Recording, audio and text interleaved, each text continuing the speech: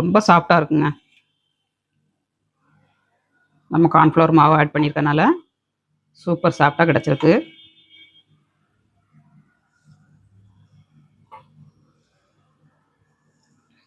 Hi friends, எல்லாரும் எப்படி இருக்கீங்க? நல்லா இருக்கீங்களா? இன்றைக்கி சூப்பராகிட்டு காலையில் பிரேக்ஃபாஸ்ட்டுக்கு இடியாப்பம் பண்ண போகிறாங்க. இடியாப்பம் வந்து சாப்பிட்டாட்டு ஈவினிங் ஆனாலும் காஞ்சி போகாமல் இருக்கிறதுக்கு நம்ம ஒரு சின்ன டிப்ஸ் சொல்லியிருக்கேன். இந்த டிப்ஸை ஃபாலோ பண்ணுங்கள். நம்ம இடியாப்பம் வந்து எப்போதும் புளியும் போது பாதி மாவு மேலே வந்துடுங்க. அந்த மாதிரி வராமல் இருக்கிறதுக்கு இந்த ஒரு பொருளும் போதுங்க. இந்த ஒரு பொருள் வச்சு தான் இன்றைக்கி நான் பண்ண போகிறேன். எப்படி பண்ணுறதுன்னு பார்க்கலாம். வீடியோ முழுவதும் ஸ்கிப் பண்ணாமல் பாருங்கள். வீடியோ பிடிச்சிருந்ததுன்னா லைக் பண்ணுங்கள், ஷேர் பண்ணுங்கள், கமெண்ட் பண்ணுங்கள், சப்போர்ட் பண்ணுங்கள், சப்ஸ்கிரைப் பண்ணி வைங்க. அப்போ தான் நாங்கள் போடுற வீடியோலாம் உடனே அப்டேட் ஆகும். சின்ன சின்ன டிப்ஸுகள் ஃபாலோ பண்ணுங்கள். இடியாப்பம் வந்து சூப்பராக கிடைக்கும் உங்களுக்கு. வாங்க வீடியோக்குள்ளே இடியாப்பம் எப்படி புளியுதுன்னு பார்க்கலாம். இடியாப்பம் புளியதுக்கு மாவு எடுத்துக்கலாங்க. இடியாப்பத்துக்கு வந்து நம்ம எந்த கப்பால் மாவு எடுக்கோமோ அதே கப்பால் தண்ணி அளக்கணுங்க. ஒரு கப்பு மாவு எடுத்தீங்கன்னா 1.5 கப்பு தண்ணி எடுத்துக்கணுங்க. இதான் அளவு, இதோட அளவு, மாவோட அளவு வந்து. இதை லைட்டாக வறுத்து எடுத்துக்கலாம். நம்ம 2 கப்பு மாவு எடுக்க போகிறேன்.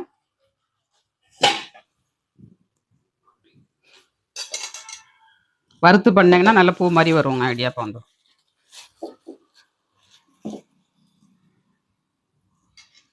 ரெண்டு கப்பு மாவு எடுத்துருக்கேன். இதை இப்போ வறுத்து எடுத்துக்கலாம். மாவு வந்து வறுத்துக்கலாங்க. அடுப்பை ஆன் பண்ணிவிட்டு நம்ம வறுத்துக்கலாம்.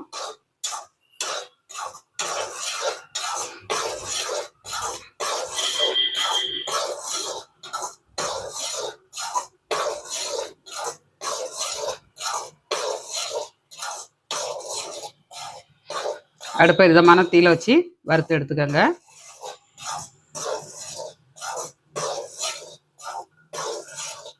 இடியாப்பத்துக்கு வந்து குருமா, தேங்காய் சட்னி, தேங்காய் பால், சாம்பார், சிக்கன் குழம்பு, மட்டன் குழம்பு, இந்த மாதிரி எல்லாமே வச்சு சாப்பிட்லாங்க. எல்லாமே நல்லாயிருக்கும். நான் மேக்ஸிமம் வந்து சட்னி தான் வைப்பேன். எனக்கு சட்னி தான் ரொம்ப பிடிக்கும். ஆட்டுக்கால் பாயா வைக்கலாம், ரொம்ப நல்லாயிருக்கும். இன்றைக்கி சட்னி வந்து நான் அரைச்சி புளிஞ்சி எடுத்து நான் தாளிக்க போகிறேன். தேங்காய் பாலுக்கு பதில் இன்றைக்கி சட்னி புளிஞ்சி எடுக்க போகிறாங்க. புளிஞ்சி எடுத்து இந்த சக்கை அப்புறம் துறை எடுத்துட்டு இந்த சாரை மட்டும் வச்சு தாளிசம் பண்ணி சாப்பிட்டோன்னா ரொம்ப டேஸ்ட் நல்லாயிருக்கும். டிஃப்ரெண்ட்டாக இந்த மாதிரி பண்ணி பாருங்கள். இப்போ மாவு வந்து நல்லா வறுபட்டுருச்சுங்க. கொஞ்சம் வறுக்கட்டும்.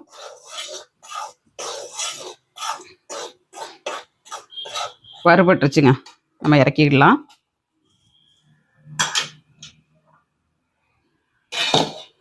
இடியாப்பம் வந்து சாஃப்டாக இருக்கிறதுக்கு ஒரு சின்ன இன்க்ரீடியன்ட் ஆட் பண்ண போகிறேன்.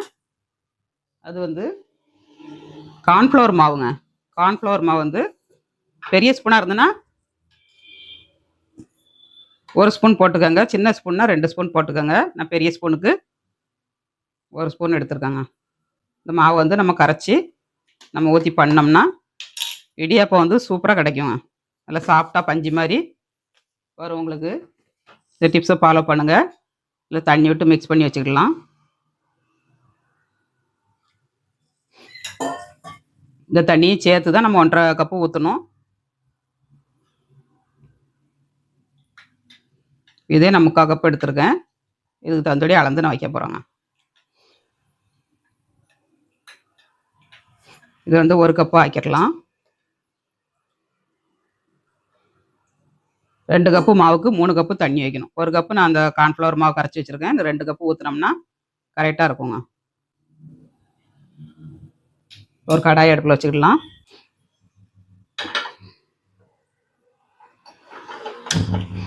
கடாய் அடுப்பில் வச்சாச்சு. 1 கப்பு கார்ன்ஃப்ளவர் மாவு, 2 கப்பு தண்ணிங்க.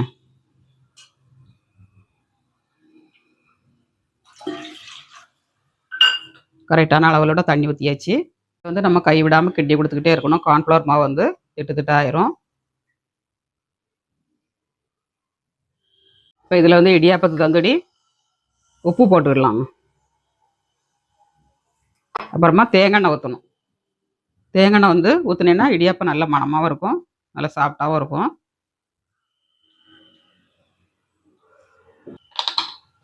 தேங்காய் எண்ணெய் வந்து 1 ஸ்பூன் ஊற்றிக்கங்க. நல்லா மிக்ஸ் பண்ணிடலாம். இப்போ நம்ம மாவை ஆட் பண்ணிடணுங்க. இப்போ மாவு வந்து நம்ம மிக்ஸ் பண்ணிடலாம்.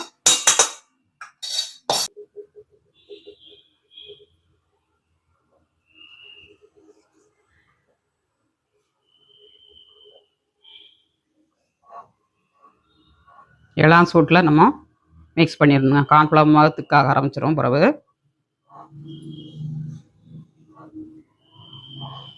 கரெக்டாக இருக்குது பாருங்க. தண்ணி வந்து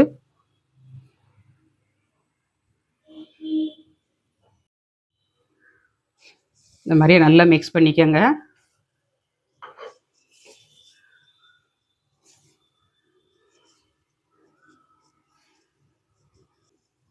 இதை மூடி வச்சுக்கிடலாங்க. ஒரு 10 நிமிஷம் வேகட்டும் மாவு இந்த சூட்லேயே. அப்புறமா நம்ம பிசைஞ்சு எடுத்துக்கலாம். மூடி வச்சுக்கிடலாம். இப்போ இடியாப்பத்துக்கு ஒரு சட்னி தாளிச்சிக்கிடலாங்க. மிளகா ஒரு 5 மிளகா, 2 பூண்டு பல், 1 கப்பு தேங்காய், துருவன தேங்காய். நீங்கள் தேங்காய் பால் எடுக்கணுன்னா இதில் இருக்க கருப்பு பூரா எடுத்துருங்க.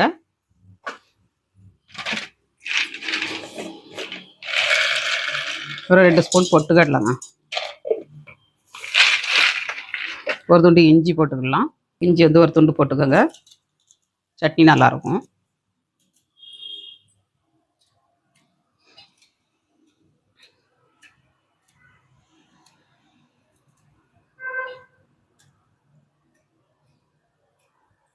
இப்போ இஞ்சி வந்து தோல் சீவியாச்சு. ஒரு துண்டு கட் பண்ணி போட்டுக்கலாம். உப்பு போட்டுக்கலாம். இதை நம்ம அரைச்சி எடுத்துக்கலாம்.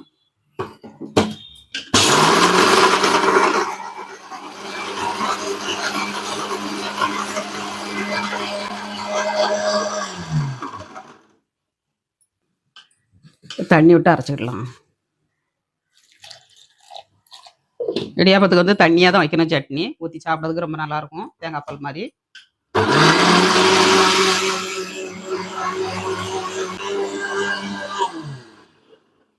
இப்போ தேங்காய் பால் எடுத்த மாதிரியே நம்ம சட்னியில் பால் எடுக்க போகிறோங்க. சட்னி பால் எடுத்து எப்படி தாளிக்கிறதுன்னு பார்க்கலாம். இப்போ சட்னியில் பால் எடுத்ததுக்கு இந்த மாதிரி ஒரு வடிகட்டியில் போட்டு வடித்து எடுத்துக்கோங்க. எந்த ஸ்டேஜில் தாளித்து ஊற்றுனாலும் தாளித்து ஊற்றி சாப்பிட்லாங்க. அதுவும் நல்லாயிருக்கும். இந்த மாதிரி பால் எடுத்தும் பண்ணலாம்.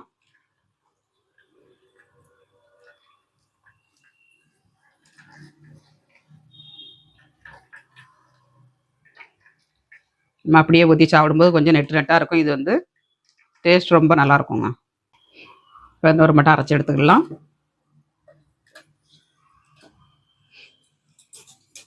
தண்ணி கொஞ்சம் தாராளமாகவே ஊற்றிக்கங்க.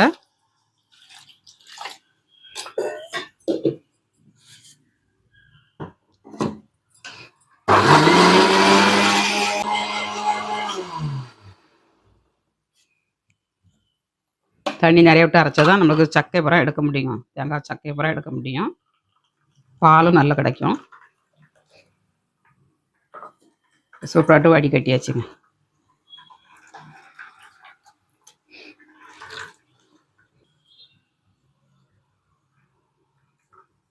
சக்கை புறம் நம்ம தூர போட்டுடலாம்.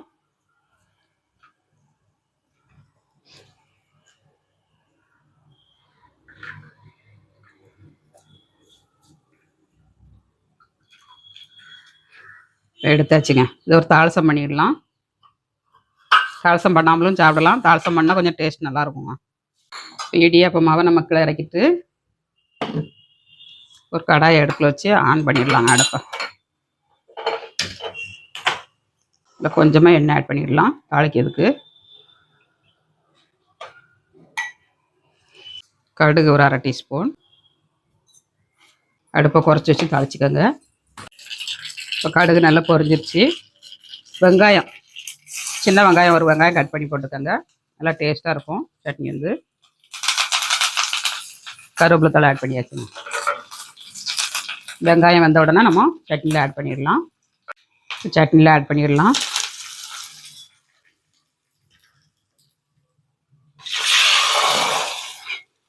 சட்னி தேங்காய் பால் ரெடிங்க. ஊற்றி இடியாப்பத்தில் சாப்பிட்டோம்னா அவ்வளோ ஒரு டேஸ்ட்டாக இருக்கும். இப்போ இடியாப்பம் மாவு பிசைஞ்சு எடுத்துக்கலாம். மாவு நல்லா ஆறிடுச்சுங்க.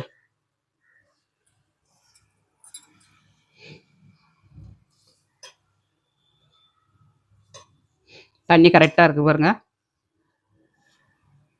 லைட் சூடாக இருக்கும்போதே நம்ம பிசைஞ்சு எடுத்துடணும். சின்ன பவுலுக்கு 2 பவுல் மாவு எடுத்தால் 4-5 பேர் சாப்பிடலாம்.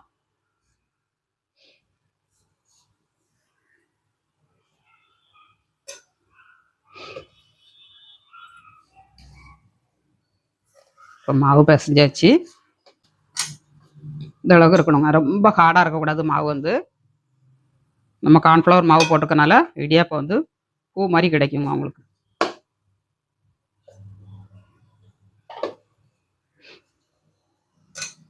இப்போ இடியாப்ப குழலுக்கு வந்து நம்ம சில்லு கட் பண்ணி போட்டுக்கிடலாம். இடியாப்ப மாவை வந்து மூடி வச்சுக்கிடலாங்க.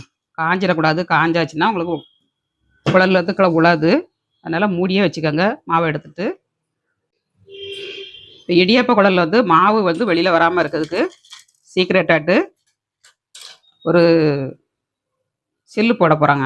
இதை வந்து நம்ம கட் பண்ணி எடுத்துக்கணும். அந்த மூடியில் வந்து இதே அளவில் வச்சு நம்ம கட் பண்ணி எடுத்தோம்னா ஈஸியாக எடுத்துடலாங்க. இந்த சில்லுக்கு மேலே வச்சுக்கோங்க.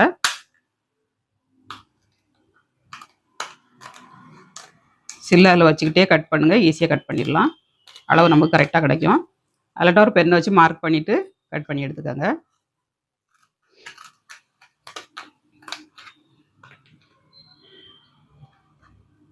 இந்த ஐடியா தெரியாமல் தான் இவ்வளோ நாள் புழிஞ்சிருக்குங்க கஷ்டமாட்டு.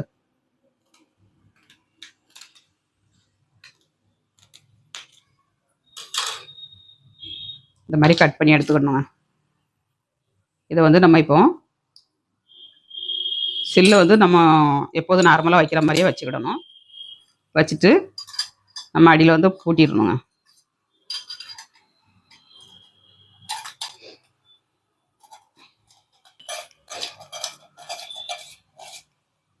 பூட்டியாச்சு. இதில் வந்து மாவை ஆட் பண்ணிடலாம். எண்ணெய் ஆட் பண்ணிக்கணுங்க. குழல்ல வந்து ஃபஸ்ட்டு கொஞ்சம் எண்ணெய் ஆட் பண்ணிக்கோங்க. தேங்காய் எண்ணெயும் ஆட் பண்ணிக்கோங்க. கொஞ்சோண்டு எண்ணெய் ஊற்றிட்டு ஒரு ப்ரெஸ்ஸை வச்சு நல்லா ப்ரெஸ் பண்ணி விட்டுடணுங்க. ஒரு துளி கூட ஒட்டாது, உங்களுக்கு பர்ஃபெக்டாக கிடைக்கும். இந்த மாதிரி வச்சு முடிச்சுட்டு நம்ம மாவை வந்து குழல்ல ஆட் பண்ணிடணும். 2 கைப்பிடி மாவு வைக்கும்போது 1 கைப்பிடி மாவு தான் நம்மளுக்கு புழிஞ்சு எடுக்க முடியுங்க. அப்புறம் உள்ள மாவு பூரா மேலேயே வந்துடும் குழல்ல. அந்த மாதிரி வராமல் இருக்கிறதுக்கு தான் இந்த டிப்ஸு ஃபாலோ பண்ணுங்கள். இப்போ மாவு வச்சாச்சு. நம்ம இப்போ கட் பண்ணி வச்சுருக்கதை இதுக்கு மேலே வச்சுக்கிடணுங்க. இந்த மாதிரி வச்சுட்டு நம்ம மேலே உள்ள பொடியை போட்டுக்கிடணும். இந்த மாதிரி போட்டிங்கன்னா உங்களுக்கு மாவு ஒரு துளி கூட மேலே வராதுங்க. வாழை இலையில், அதில் இன்றைக்கி ஒரு பிளேட்டில், இட்லி தட்டில், எதில் வேணாலும் நம்ம வச்சுக்கிடலாம். இந்த மாதிரி இட்லி தட்டில் நம்ம வைக்கணுனாலும் வச்சுக்கிடலாம். அது இல்லைன்னா இந்த மாதிரி பிளேட்டில் வச்சு வைக்கணுனாலும் வச்சுக்கலாங்க. சின்ன பிளேட்டில் வச்சுக்கோங்க. பெரிய பிளேட்னா பெரிய பிளேட்டில் வச்சுக்கோங்க. இதில் கொஞ்சம் நம்ம எண்ணெய் ஆட் பண்ணிக்கலாம்.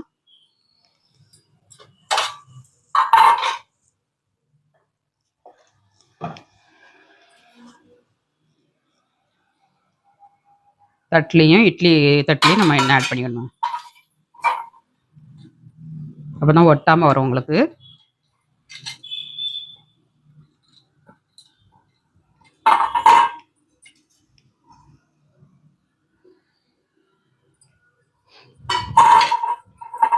இப்போ எண்ணெய் அப்ளை பண்ணியாச்சுங்க. வந்து நம்ம ஈஸியான முறையில் மாவு வந்து மூடி வச்சுக்கிடணும்.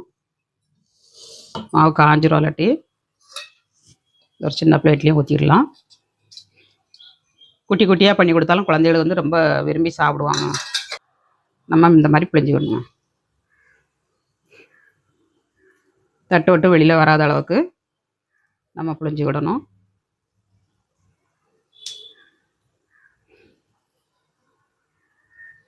இதே மாதிரி குட்டி குட்டி தட்டுலையாட்டு நம்ம பிழிஞ்சு வச்சுக்கிடலாங்க. ஒரு இடியாப்ப குழலில் 3 தட்டில் பிழிஞ்சிருக்காங்க. 3 தட்டையும் நம்ம வேக வச்சு எடுத்துக்கிடலாம். வச்சாச்சு. இட்லி தட்டை வந்து கவுத்தி போட்டுக்கணுங்க. இப்போ ஒரு தட்டை வந்து நம்ம வேக வச்சு எடுத்துக்கலாம். இட்லி வேகிற மாதிரி ரொம்ப நேரம்லாம் ஆகாதுங்க. ஒரு 5 நிமிஷத்தில் வெந்துடும். எடுத்துடலாம். வேகட்டும் கொஞ்சம். இதில் வந்து மாவு வந்து நம்ம புழிஞ்சு எடுத்தாச்சு. இப்போ ஓப்பன் பண்ணிடலாம்.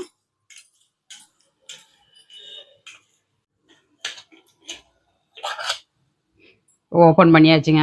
ஒரு துளி கூட மாவு இல்லை பாருங்க. இந்த மாதிரி நம்ம எடுத்துக்கிடணுங்க. இந்த மாதிரி பண்ணிங்கன்னா ரொம்ப ஈஸியாக வந்துடும் உங்களுக்கு.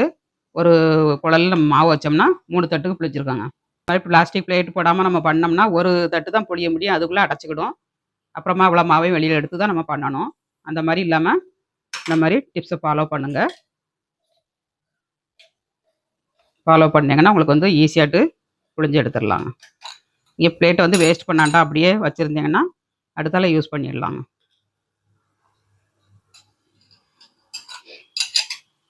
அடுத்தது இட்லி தட்டில் ஊற்றி வச்சுக்கலாம்.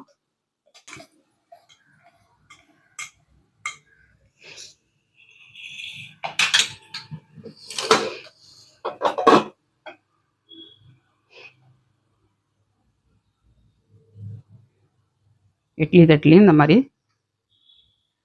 மாவு போட்டுக்கோங்க.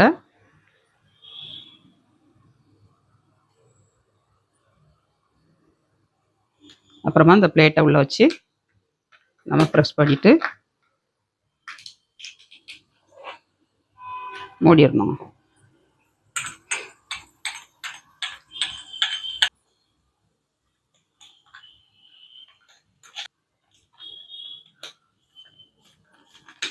டைட் பண்ணியாச்சு. நம்ம இட்லி தட்டில் ஊற்றிடலாம்.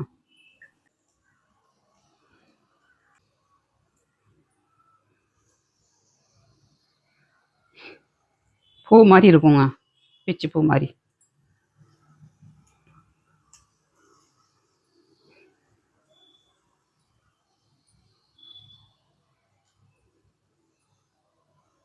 எண்ணெய் பட்டுருச்சு கையில், அதனால் வழுகுதுங்க.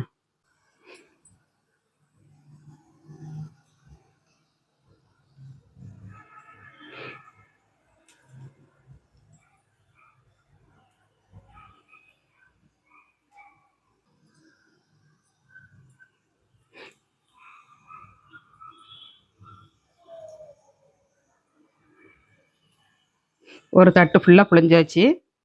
அரை குழல் மாவு இருக்குங்க. நம்ம பிளேட் போடல என்னைக்கா உங்களுக்கு வந்து 4 தட்டுக்கு தான் புளிய முடியும். இதுக்குள்ளே மாவு காலி ஆயிருங்க. பூரா மாவு மேலே வந்துடும். அதனால் இந்த மாதிரி டிப்ஸோட ஃபாலோ பண்ணுங்கள். ஈஸியாட்டு பண்ணி எடுக்கலாங்க. இப்போ நம்ம பிளேட்டில் ஊற்றி வச்சுருக்கிறது வெந்துருக்கும். நம்ம எடுத்துகிட்டு இட்லி தட்டை வச்சுக்கலாம். சூப்பராகிட்டு இட்லி தட்டில் இருக்கிறது வெந்துருச்சுங்க. இதை எடுத்துக்கலாம். கையில் வந்து ஆவி அடிக்கிற மாதிரி இருக்குன்னா இந்த மாதிரி கரண்டி வச்சு எடுங்கங்க. இவ்வளோ சூப்பராக வந்திருக்கு பாருங்கள். இது இருக்கட்டும். நம்ம இட்லி தட்டில் ஊற்றிருக்கிறத வேக வச்சு எடுத்துக்கலாம்.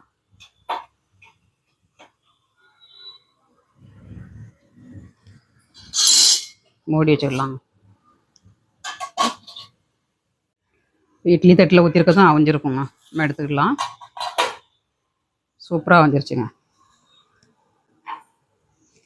அடுத்தது நம்ம 2 பிளேட் புழிஞ்சு வச்சுருக்கோம். அதையும் வேக வச்சு எடுத்துக்கலாம்.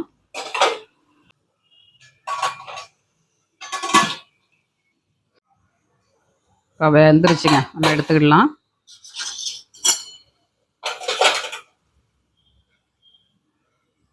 இப்போ வந்து விதமாட்டு நம்ம வச்சாச்சுங்க.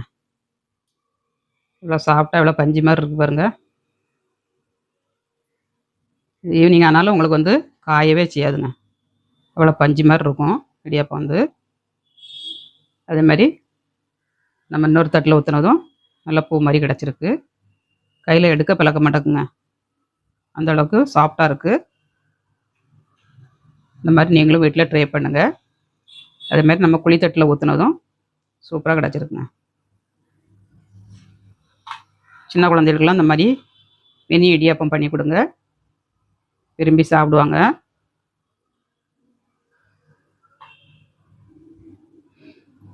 இன்னைக்கு பிச்சிப்பூ இடியாப்பம்.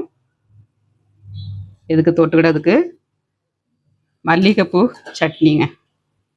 அட்டகாசமாக இருக்கும். வாழ்க்கையில் நீங்கள் இந்த மாதிரி சாப்பிட்ருக்கவே மாட்டீங்கங்க. சாப்பிட்டு பாருங்கள் எவ்வளோ டேஸ்ட்டாக இருக்குன்னு. வீட்டில் சேவ் பண்ணிடலாம்.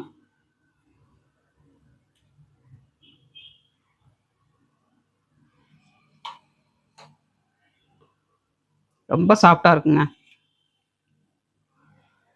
நம்ம கார்ன்ஃப்ளவர் மாவு ஆட் பண்ணியிருக்கனால சூப்பர் சாஃப்டாக கிடச்சிருக்கு.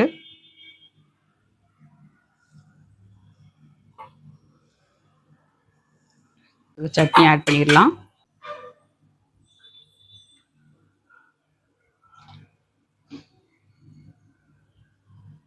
சட்னி வச்சு சாப்பிட்டே பார்த்துருக்க மாட்டேங்க. இந்த மாதிரி சட்னி வச்சு சாப்பிட்டு பாருங்கள் எவ்வளோ டேஸ்டியாக இருக்குன்னு. இங்கே வடிகட்டி எடுக்கணும்னு இல்லை, அப்படி இட்லி வைக்கிற மாதிரி கூட வச்சு சாப்பிடலாம். அட்டகாசமாக இருக்கும். ட்ரை பண்ணி பார்த்து எப்படி வந்துச்சுங்க கமெண்ட்ஸ் பண்ணுங்கள். அருமையான பிரேக்ஃபாஸ்ட் ரெடிங்க. வாங்க எல்லோரும் சாப்பிட்றதுக்கு. சாப்பிட்டு பார்க்கலாங்க. அதே பிளேட்டில் இடியாப்பம் எடுத்து அப்படியே நம்ம சட்னியை மலமலன்னு ஊற்றி மசாலால் மாதிரி அப்படியே மலமலன்னு ஊற்றி சாப்பிட்டோம்னா அவ்வளோ ஒரு டேஸ்ட்டாக இருக்குங்க. தேங்காய் பால் என்னங்க, தேங்காய் பால் இந்த மாதிரி சட்னி செஞ்சு சாப்பிட்டு பாருங்கள். அட்டகாசமாக இருக்கும். சாப்பிட்டு பார்க்கலாம். வாவ், கையில் எடுக்க பழக்க மாட்டேங்குங்க. அவ்வளோ அட்டகாசமாக இருக்குது பார்க்கையிலே.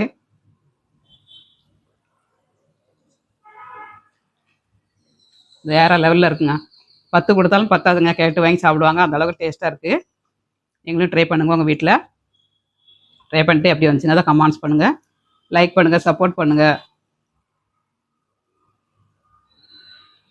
உண்மையிலேயே டேஸ்ட் சூப்பராக இருக்குது. வீடியோ காண்டி நான் சொல்லலை, உண்மையிலேயே டேஸ்ட் அட்டகாசமாக இருக்குது. ட்ரை பண்ணுங்கள். ட்ரை பண்ணிட்டு எப்படி வந்துச்சுங்க தான் கமெண்ட்ஸ் பண்ணுங்கள். மீண்டும் நெக்ஸ்ட் வீடியோவில் சந்திப்போம். பாய்.